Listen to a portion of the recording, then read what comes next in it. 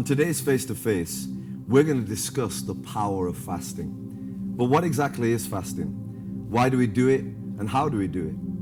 And what are some biblical examples of fasting? Almost all the great men and women of God throughout history have known the secret to the power of fasting. The question, why do we fast, or what does fasting do, is one that has been asked in my ministry many times.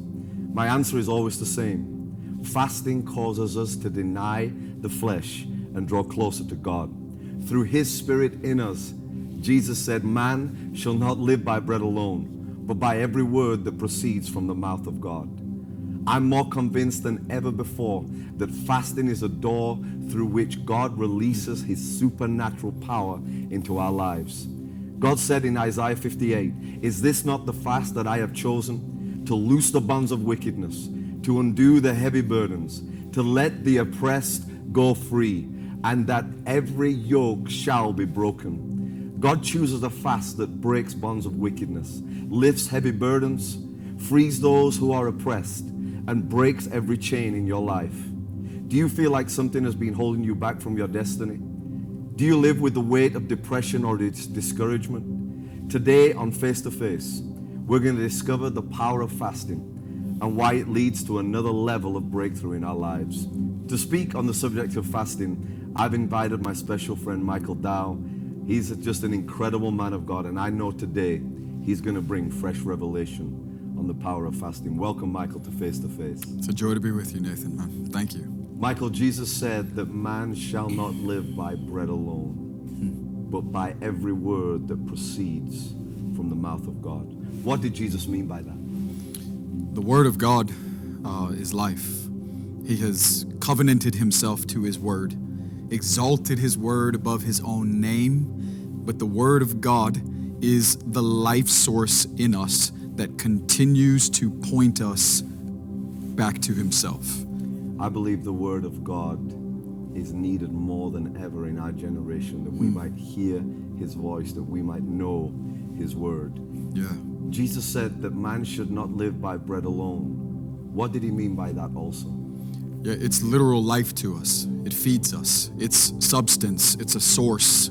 It's what God uses as nourishment to create perspective. It's everything wrapped into the experience of God, His Word. So Jesus was describing that there was the difference between the Word of God and bread alone. Yeah. He was saying there is something greater that sustains us in our walk with God than the natural realm, than the earthly realm. Many of us live in the natural. We're affected by circumstance or emotions. But it was like Jesus was revealing that there is another level that we can reach where those earthly things no longer affect our destiny and our walk with God. Yeah. What is the power of fasting?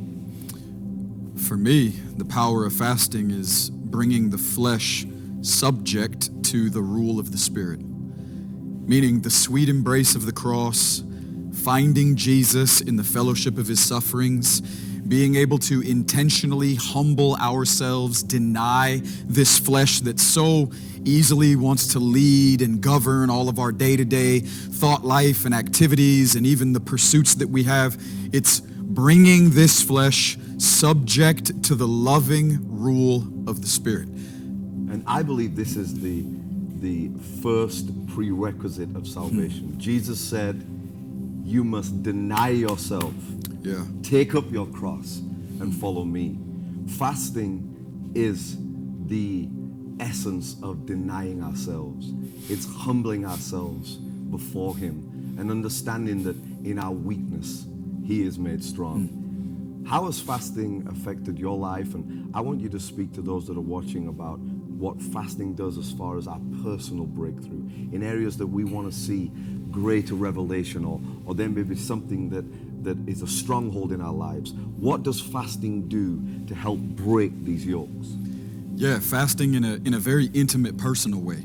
Coming from, let's say, Matthew 17, we see two incredible examples of personal breakthrough tied into the practice or the obedience in fasting, right? The disciples, they're confronted with a demon-possessed little boy. The father is frustrated. The disciples can't seem to do anything about the condition. They bring him to Jesus. The father says, if you can do anything, have a try. Have at it. After Jesus cast the devil out of the young man, the disciples get alone with him. And they ask him this question: why couldn't we do it? And he says, some things come out only by fasting and prayer. Fasting is one of the instruments or the tools that God will use to give an eviction notice to things in life that have taken up residence on the inside of us that do not belong to us, meaning they have not come from him. They are not part of his design for our life. Fear, anxiety, addiction, different bondages, whether it be actual possession, that these are the things that Jesus is alluding to. There is great personal breakthrough that at times hinges on the simple act of obedience. Because again, he uses the foolish things to confound the wisdom of the world, the weak things to confound the strong. Yeah. Something as simple as a dietary change day to day has powerful implications for the experience of God in our own personal lives, our hearts, the way that we then live potentially free on the other side of certain moments or days in obedience and fasting. I don't think there's anything like it. I don't think there's any offering or gift that God has given that holds the power such as does fasting. I just want to add to that fasting alone is not what God has instructed us to do, because many people make that a religious act. Yeah. But the Bible pairs fasting with prayer. Yeah. It's denying the flesh and then fixing our gaze, fixing all that we are upon him. Yeah. Prayer and fasting is denying that fleshly desire and humbling ourselves before God, that we see true, powerful breakthrough in our lives. I want to speak to those of you that are watching this. Fasting is not a feeling, it's not an emotion, it is the obedience to make a decision that I want to break this area in my life. I want to seek his face. I want a fresh revelation in this portion, this area of my life. Fasting is powerful. I want you to give me some keys to fasting. What are the 3 key areas of fasting? To make it real simple, to make it real practical, I think we have to have the right perspective. We have to have the right posture. Because when we have the right perspective creates the right posture. And the perspective and the posture combined release the power of God in our lives. By perspective, you mean vision. I mean vision, exactly. That as we bring ourselves through prayer and fasting, Yep. God opens our eyes to see in a way we've never seen before. That's right. And how does the perspective then change our posture? Because What do you mean by posture? When we see clearly, we can position ourselves accordingly. When our vision is blurred, when we feel as if we're walking through dark moments, days, seasons, it becomes difficult to position ourselves in life accordingly, depending on the desires that are on God's heart for us. Clear vision allows us to see the one that is high and lifted up. Knowing his word, we can then create perspective, because God creates by speaking. So when he speaks into our hearts, when our lives are flooded by his word, perspective becomes something that we gain access to, and we can then position ourselves rightly. And when we position ourselves rightly, we release the 3rd key, which is the power of God. That's right. The perspective, the posture releases the power of God. What does that mean? When we position ourselves, what are we about to see in our lives? What's about to change? I think all things are possible, right? Jesus said it to those that would simply believe, right? So belief tied into perspective and posture, all things become possible. Whether it's freedom, breakthrough, provision, access, authority, I think there is no limitation to what is possible to them that believe and take up the simple, childlike act of obedience in prayer and fasting.